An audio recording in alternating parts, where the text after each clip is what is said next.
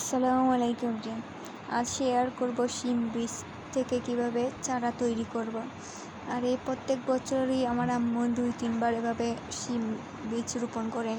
এর থেকে আমরা অনেক ফসলও খাই আলহামদুলিল্লাহ। তাই আপনাদের সাথে এই ভিডিওটাই শেয়ার করছি। আর আমি শুধু ভিডিও করছি, আমার আম্মু রোপণ করেছেন। তাই প্রথমে আর আম্মু এভাবে ছাই দিয়ে দিলেন। ছাই দিলে কিন্তু গাছের পিঁপড়া ধরে না বা বীজগুলো পিঁপড়া নষ্ট করতে পারে না। তাই প্রথমে ছাই ভালোভাবে মাটির সঙ্গে মিশিয়ে নিয়েছেন এভাবে।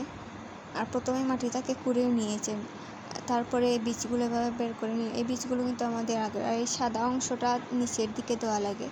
তে গাছটা আগে সঠিক পদ্ধতি এইভাবেই সাদা দাঁড়টা নিচে দেওয়া লাগে। তাই সব বীজ এভাবে আরম্ভ রোপণ করে নিয়েছেন। এর থেকে কিন্তু গাছ হলে ইনশাল্লাহ আপনাদের সাথে শেয়ার করব। তাই আর এ পিঁপড়ার ওষুধটাও আবার দিয়ে দেবেন যাতে গাছের জন্য ভালো। আর আমার এখানে তিন ধরনের বীজ রোপণ করা হয়েছে, মানে কি 3 ধরনের শিম বীজ রোপণ করা হয়েছে। তাই এভাবে দিয়ে তারপরে পিঁপড়ার ওষুধটা দিয়ে দিলাম যাতে পিঁপড়া আর কোনো ক্ষতি করতে না পারে। তারপর এভাবে কচু পাতাও দিয়ে দিলাম। কচু পাতা দেওয়ার কারণ হলো বীজগুলো যাতে বৃষ্টির পানিতে নষ্ট হয়ে না যায়। বৃষ্টি কিন্তু এখন অনেক দিচ্ছে, আর এভাবে দিলে কিন্তু বীজগুলো পচে যাবে না। তাই এভাবে কচু পাতা সম্পূর্ণটাভাবে ঢেকে দিয়েছি, তারপরে উপরে ইট দিয়ে দিলেই শেষ।